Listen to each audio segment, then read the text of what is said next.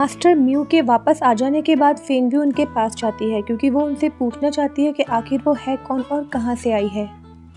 तभी coloured Phoenix आता है और उसे ऐसा करने के लिए उकसाता है कि तुम्हें जल्दी ही मास्टर से इस सवाल का जवाब मांग लेना चाहिए। लेकिन फेंग व्यू कहती है कि मुझे लगता है कि मास्टर खुद अपनी एनर्जी को इस्तेमाल करके वापस आए हैं, इसलिए उनकी एनर्जी अब काफ़ी हद तक कम हो गई होगी, है ना। तो कलर्ड फीनिक्स उसे झूठ बोलने की कोशिश करता है कि ऐसा कुछ नहीं है, क्योंकि मास्टर म्यू इस दुनिया में सबसे बड़े कल्टिवेटर हैं और उनकी एनर्जी पर इससे कोई असर नहीं पड़ेगा। But Feng view coloured Phoenix को हाथ में पकड़ लेती है और उससे कहती है कि अगर तुमने मुझे सच नहीं बताया तो मैं तुम्हें आज बना के डिनर में खा जाऊंगी। तब कलर्ड फीनिक्स उसे बताता है कि तुम्हें बचाने के लिए मास्टर म्यू ने अपना आधा फीनिक्स ब्लड तुम्हारे अंदर ट्रांसफ़र कर दिया था और फीनिक्स ब्लड उनके लिए बिल्कुल एक हार्ट जैसा है। अगर उनके पास फीनिक्स ब्लड नहीं है तो उनकी एनर्जी किसी काम की नहीं। तभी मास्टर म्यू अपने ध्यान से उठ जाते हैं और फेंग व्यू से बात करने के लिए उसे अपने साथ वॉक करने के लिए कहते हैं। तो फेंग व्यू उनसे पूछती है कि मुझे बचाने के लिए आपने अपना फीनिक्स ब्लड क्यों इस्तेमाल किया। तो मास्टर म्यू कहते हैं कि क्योंकि तुम मेरी स्टूडेंट हो और एक मास्टर अपने स्टूडेंट के लिए कुछ भी कर सकता है।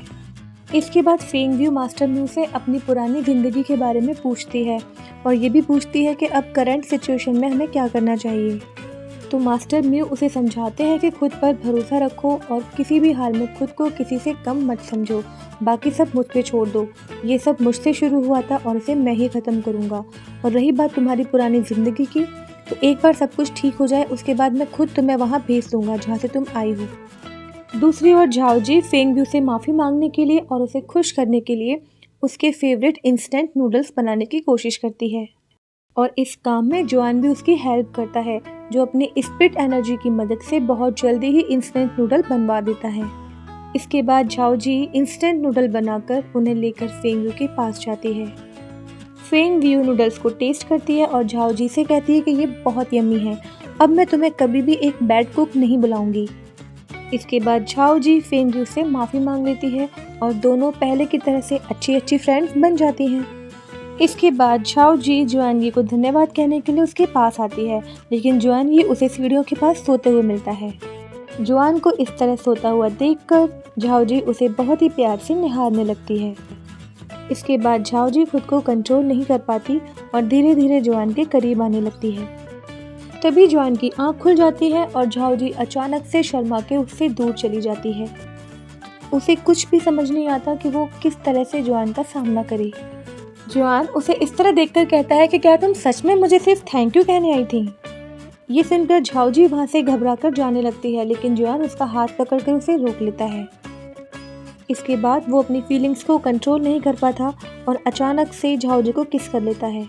इसके बाद वो झाओ जी से कहता है कि मैं जानता हूँ ये सब कुछ तुम्हें अजीब लगेगा और शायद बाकी लोगों को भी अजीब लगेगा, लेकिन सच यही है कि मैं हमेशा तुम्हारे साथ रहना चाहता हूँ और हमेशा तुम्हें प्रोटेक्ट करना चाहता हूँ।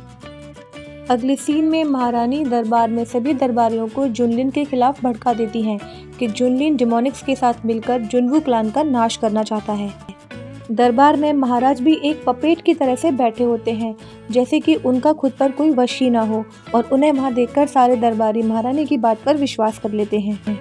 लेकिन तभी ओल्ड फैंग उठते हैं और वो सभी दरबारियों को समझाने की कोशिश करते हैं कि एक बार महाराज की हालत देखो, क्या तुम लोगों को लगता है कि ये हमारे पहले वाले महाराज हैं?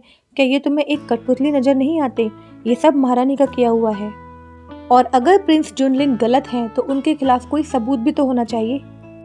लेकिन तभी महारानी एक और नाटक करती है और कहती है कि तुम मुझे कुछ भी कह सकते हो, लेकिन महाराज के खिलाफ मैं एक शब्द भी नहीं सुनूंगी। दरबार में खड़ा हुआ लॉर्ड जमॉन अपनी स्पिरिट एनर्जी से मिस्टर फैंग को घायल कर देता है, लेकिन मिस्टर फैंग कहते हैं कि तुम चाहो तो मुझे जान से मार दो, क्योंकि अगर मेरे जान से मर जाने के बाद इन लोगों को ये बात समझ आ जाती है कि तुम गलत हो तो मुझे मरने में कोई दुख नहीं। लेकिन महारानी यहाँ भी ड्रामा करती है और सबको दिखाने के लिए कहती है कि आप हमारे बहुत ही पुराने ऑफिसर रहे हैं, इसलिए आपको हम मार नहीं सकते, लेकिन आपने इतनी बदतमीजी से बात की, इसकी आपको पनिशमेंट ज़रूर मिलेगी। और वो मिस्टर फैंग को जेल में डलवा देती है। लेकिन तभी एक दरबारी मिस्टर यैन कोर्ट से बाहर निकलकर आते हैं और एक सर्वेंट को एक लेटर देते हैं और कहते हैं कि इस लेटर को फेंग व्यू तक पहुँचा दो। वो लेटर जिनवू एकेडमी पहुंचता है। उसमें लिखा होता है कि महारानी यहाँ पर सब कुछ गड़बड़ कर रही हैं और सब कुछ अपने हिसाब से कर रही हैं और महाराज भी उनके हाथ की कठपुतली बन चुके हैं। सभी इस बात को लेकर चिंतित होते हैं कि अब क्या किया जाना चाहिए, लेकिन तभी एकेडमी के टीचर मिस्टर जैंग कहते हैं कि तुम लोग इस एकेडमी के स्टूडेंट हो और इस हाल में तुम एकेडमी को छोड़कर नहीं जा सकते, तुम्हें ही कुछ करना होगा। दूसरी ओर मिस्टर मियू एक सर्वेंट के हाथों महारानी के लिए एक गिफ्ट भिजवाते हैं जो कुछ पुराना आइटम होता है। उस गिफ्ट को देखकर एक पल के लिए महारानी थोड़ी इमोशनल हो जाती है और उसकी आंखों से आंसू आने लगते हैं। ये देखकर लॉर्ड जेमॉन कहता है कि कमाल का दिमाग पाया है मिस्टर म्यू ने, उन्हें हमसे लड़ना भी नहीं पड़ा और उन्होंने तुम्हें इमोशनल कर दिया। एक छोटी सी गिफ्ट को देखकर तुम्हारा यह हाल है तो तुम कैसे अपने इरादे पूरे कर पाओगी। ये सुन के महारानी कहती है कि ऐसा कुछ नहीं होगा, अब मुझे इन चीज़ों से कोई फ़र्क नहीं पड़ता और मैं अपने प्लान पर अभी भी कायम हूँ। इसके बाद वो उस गिफ्ट को उठाकर फेंक देती है। उस गिफ्ट को लेकर लॉर्ड जेमॉन मिस्टर म्यू के पास जाता है और उनसे कहता है कि अब उसे तुम्हारे गिफ्ट की कोई ज़रूरत नहीं है क्योंकि वो अपना पास्ट भूल चुकी है और अब वो सिर्फ और सिर्फ जिनवू एकेडमी पर अपना राज चलाना चाहती है। ये सुनकर मिस्टर म्यू वहाँ से चले जाते हैं। दूसरी ओर मिस्टर जैंग एकेडमी के सभी स्टूडेंट को इकट्ठा करते हैं और उन्हें करंट सिचुएशन के बारे में बताते हैं और उनसे मदद की उम्मीद करते हैं। तभी कुछ स्टूडेंट्स बोल पड़ते हैं कि हम इस एकेडमी में पढ़ने आए हैं, इस एकेडमी के लिए अपनी जान देने नहीं।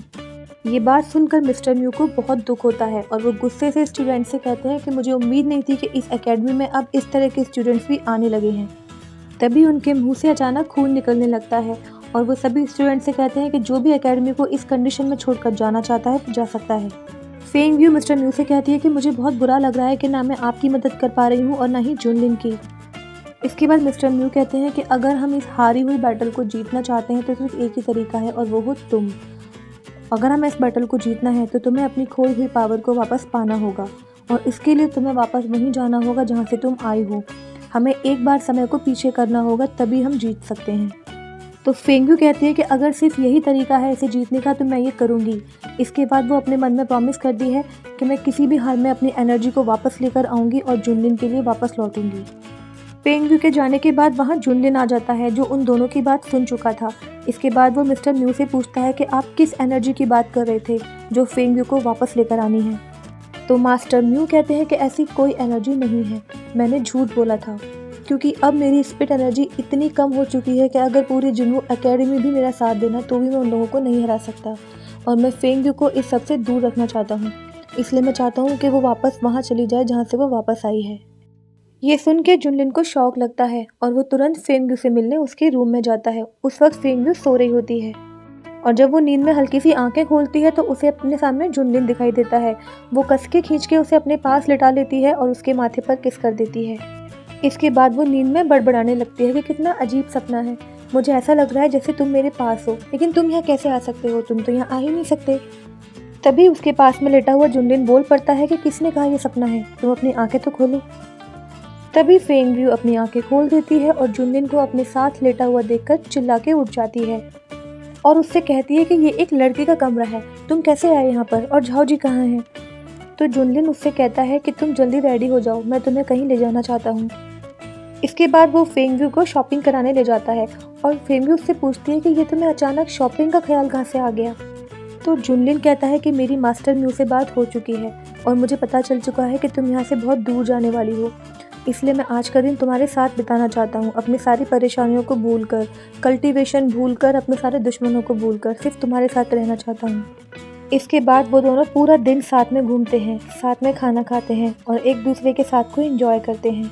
फेंग यू जुनलिन को अपने दिल की बात बताती है और कहती है कि पता है जब मैंने तुम्हें पहली बार देखा था तो मुझे तुम बहुत अच्छे लगे थे, लेकिन तुम बहुत रूड थे और तुमने मेरा हाथ भी झटक दिया था। तो जुनलिन ने फेंग यू का हाथ पकड़ा हुआ था और वो फेंग यू से कहता है कि अब तुम्हारे पास भी मौका है, मैंने तुम्हारा हाथ पकड़ा है, तुम मेरा हाथ झटक दो, छोड़ दो मुझे।